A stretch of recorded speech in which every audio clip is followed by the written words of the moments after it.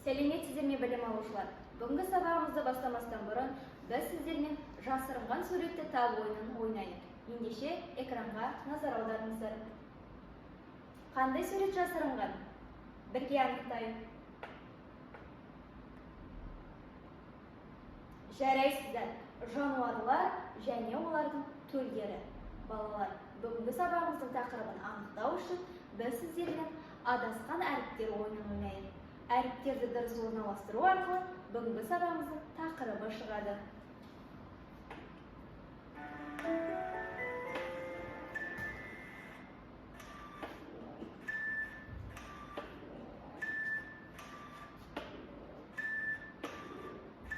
Бірінші сөзіміз жануарлар.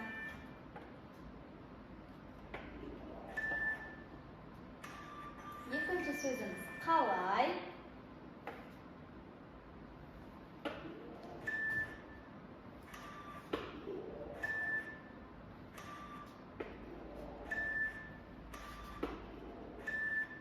Үшінші сөзіміз көбейеді. Жарайсыздар. Олай болса, бүгінгі сабағымыздың тақырыбы жануарлар қалай көбейеді. Оқу мақсаты жануарлардың көбею жолдарын түсіндіру.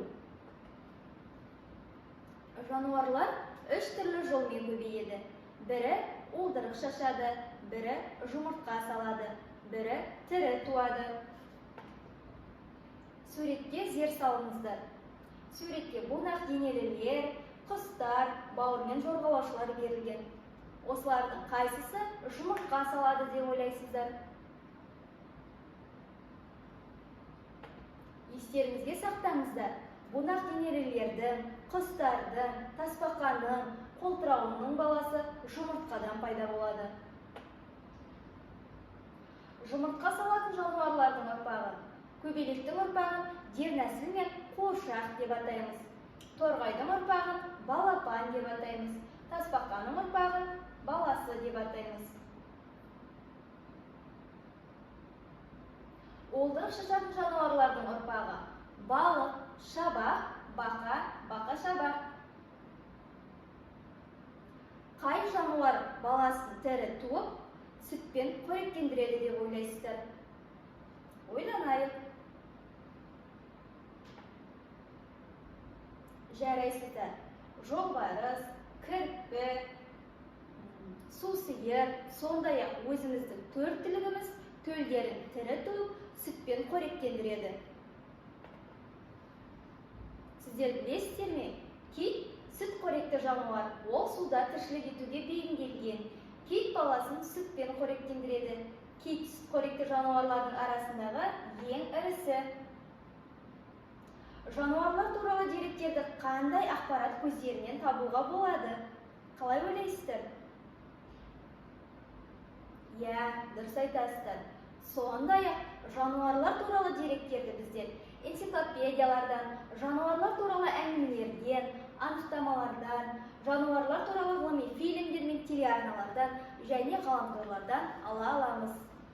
Ендеше біз сіздермен бүгінгі сабағымызға байланысты бірнеше тапсырмаларды орындайық.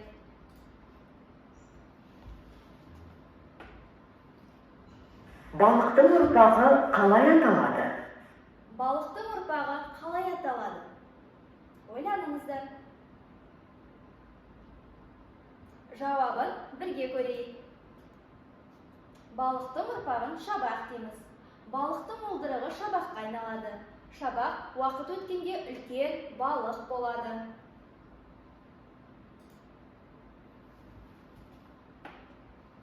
Жануарлар қалай көбейеді? Сәйкестендір. Құстар қалай көбейеді? Сүтқоректілер ше? Балықтар. Жауабын бірге көрейік. Құстар жұмыртқа арқылы көбейеді. Сүтқоректілер баласын тірі туады. Балықтар уылдырық шашады. Жануарлардың қалай көбейетінін еске түсір. Жануарларды топқа бөл. Естеріңізде болса, біз жануарлар топтарымен танысқан болатынбыз. Қазір бізге құстар, сүтқоректілер, бауырмен жорғалаушылар тобы беріліп тұр. Осы суреттерді біз әр топтарға дұрыс орналастыруымыз қажет. Жауабын бірге көрейік. Құстар тобына балапан мен торғай, сүтқоректілер тобына түлкі және оның баласы мыршай, бауыр мен жорғалаушылар тобына тасбақа жатады екен.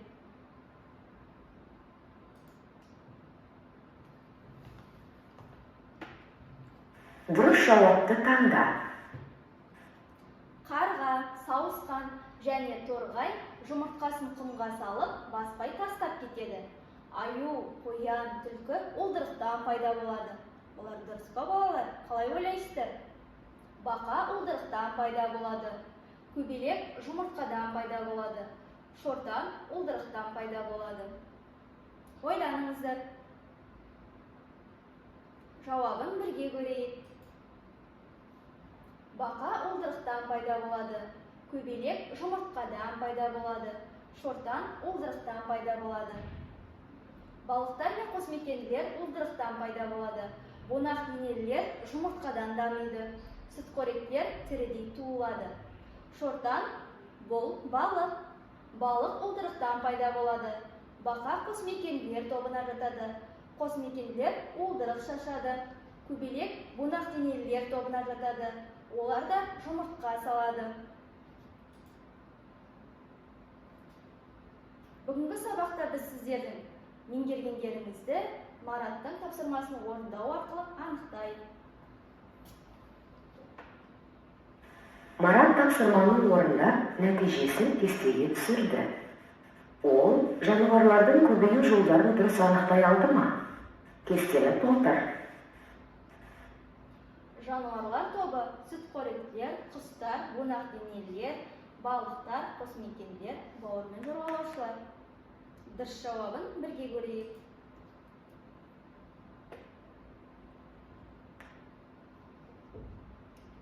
Сүтқоректілер жұмыртқа салады. Жоқ. Уылдырық шашады. Жоқ. Баласын тірі туады. Иә. Құстар жұмыртқа салады. Иә. Бунақ денелілер жұмыртқа салады. Иә. Балықтар уылдырық шашады. Иә. Қосмекенділер уылдырық шашады. Иә. Бауыр мен жорғалаушылар жұмыртқа салады. Иә. Біз бүгінгі сабақта сіздермен жануарлардың көбею жолдарын білдік.